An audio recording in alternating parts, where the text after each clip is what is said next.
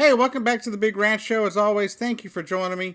If you could, please hit the subscribe button down below and let's get right to it. Now, this is going to be a new segment that I'm going to bring to you here on the Big Ranch Show. I don't have a name for it at this point, but it's basically going to be a roundup of the week of some of the top stories that have made the headlines throughout the week, and maybe some that either we've covered here on the Big Ranch Show, maybe we haven't covered it, and as well as whatever stories might come through on my Twitter links, which are in the description, as well as the Facebook page from the different viewers. Because if you see something that the mainstream media is not covering very well, or you don't see it being covered here on the Big Ranch Show, or you don't see it being covered, hit me up on Twitter and on the Facebook page. Let me know about these things, because all I want to do here is bring you the best information I can, and I will bring you. I would love to be able to bring you more stories than I can find, because I find what I can, but I don't see everything. So if you see a story that you think needs to be brought out to put out to the public, please let me know. Hit me up on Twitter, hit me up on Facebook, and that's really all I got to say about it. So it's going to be a weekly roundup. It's going to happen every Saturday. It's going to drop at about probably about 9 a.m., 10 a.m. on Saturday mornings, unless something major happens that morning. But let's get right to it. First off, we have SpaceX, who tried to launch a Falcon 9 rocket with a U.S. spy satellite aboard into orbit to get the rocket up there, or to get the spy satellite up into orbit. Unfortunately, something happened, and the spy satellite never separated from the Falcon 9 rocket. Everything is a complete loss there. The rocket, as well, from what I hear, as well as the satellite itself. Now, I think the main part of the rocket re-landed and everything like that. I saw that on TV, but they believe that the satellite and second stage of the rocket never made it into orbit, and they either disintegrated, when they fell back in, down to Earth, or they splashed down the ocean somewhere. Unfortunately, this happens, but the sad thing is, they're calling it saying that it's basically a total write-off. And I'm like, yeah, it's a total write-off on the taxpayer. It says one official says the satellite is assumed to be a write-off. And the problem is, that's a multi-billion-dollar write-off that you're paying for. Now, I'm not saying that we shouldn't do these things, that we shouldn't have people, like Elon Musk and SpaceX sending things up into space and everything. But we need to make sure that if we're going to spend billions of dollars on something, that it makes it into orbit. If not, there should be some repercussions somewhere. Somebody got something wrong, and this is just going to, hurt people like the taxpayers and stuff like that, because this kind of money, it comes from somewhere, folks, and they're going to sit there and tell you, the government will sit there and tell you, oh, we can't afford your Social Security that you paid into, or your Medicare you paid into, or any of that stuff that you've paid into for years, but we can keep affording multi-billion-dollar spy satellites that don't make it into orbit. So, obviously, they're going to be investigating what happened here. They don't expect any kind of sabotage. It just doesn't look like, it looks like something malfunctioned somewhere, and it never made it into space. And so, I guess SpaceX has some work to do. The Northrop group, they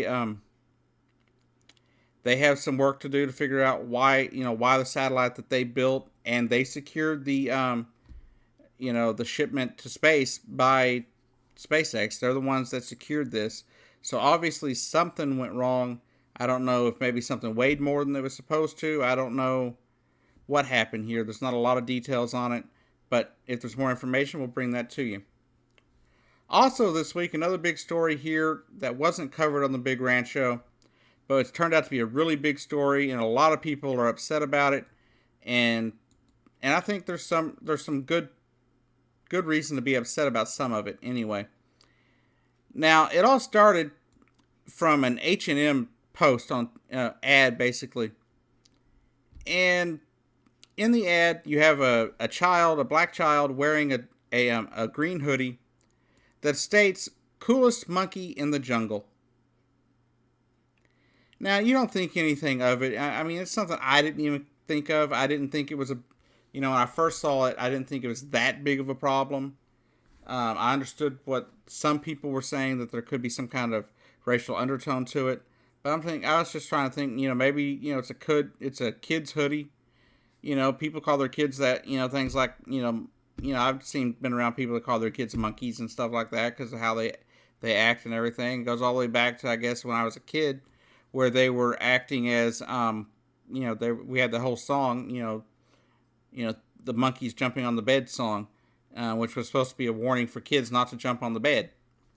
So basically, it was referring to kids as monkeys there.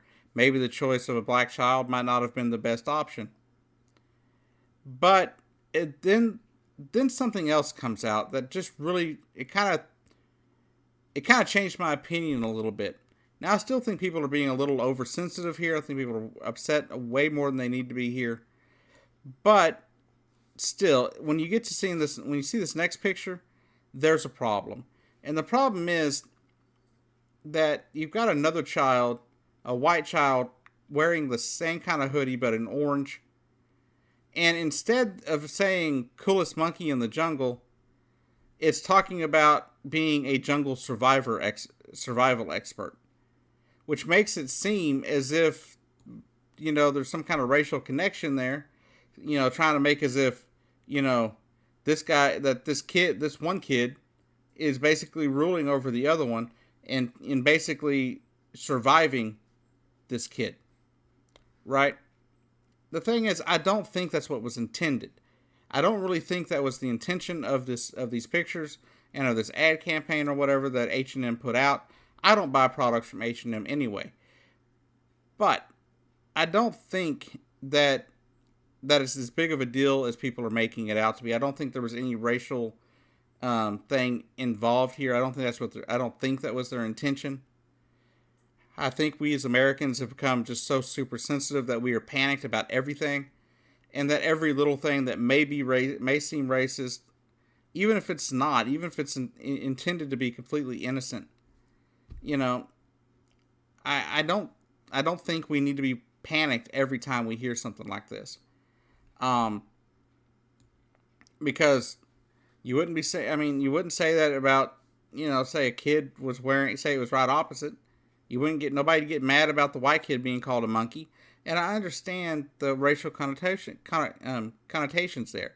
And I understand that. And I understand people being angry about things. But we have to understand that not everything somebody says, or every picture taken, or every word put on a sweater is an attack on somebody's race. It's not always racist. It's not always racism. It's not always an attack on your beliefs. Okay? Sometimes things just happen. Sometimes people make shirts or videos or whatever that you don't like. If you don't like them, that's great. Don't buy them. Don't support them.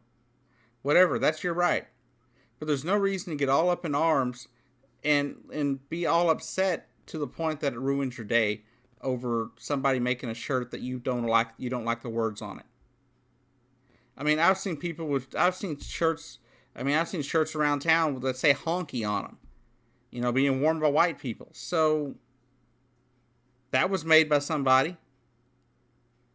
And I don't think anybody intended there to be a racist connotation there.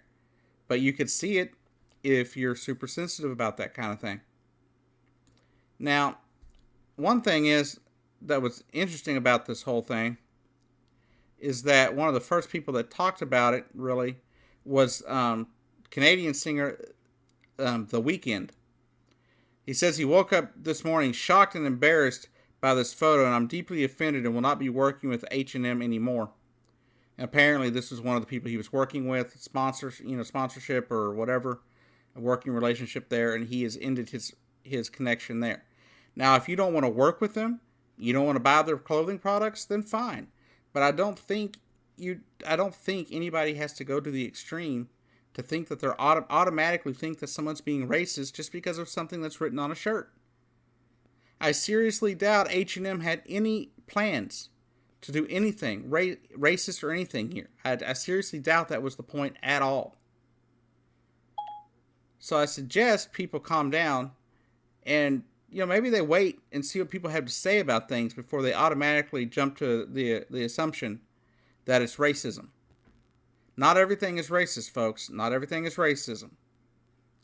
Last but not least, I want to give a big shout out to the Alabama Crimson Tide, who won the NFL or the NCAA football championship on Monday against the Georgia Bulldogs. Both teams did really well. Both put up a big fight. It was a really good game, and I really didn't have a horse in that fight. All the teams I was rooting for, they were out a long time ago, or last week was the last one. So I didn't really have a dog in this fight, as it were. But congratulations to the Alabama football program and another national championship. I wish my Aggies or my Oklahoma Sooners had been able to get in there and actually win the thing, but my Aggies sucked it up, and the Oklahoma Sooners lost last week. So those are my teams in it. They were out. So congratulations to the winners, the Alabama Crimson Tide, Roll Tide. And that's really all I got for you in this week's this week in news, I guess you can call it, or this weekly roundup. I'll come up with a better name for it hopefully by the time this video goes up on Saturday morning, and hopefully we'll have a good name for it. Anyhow, y'all have a great day, and I'll see you down the road.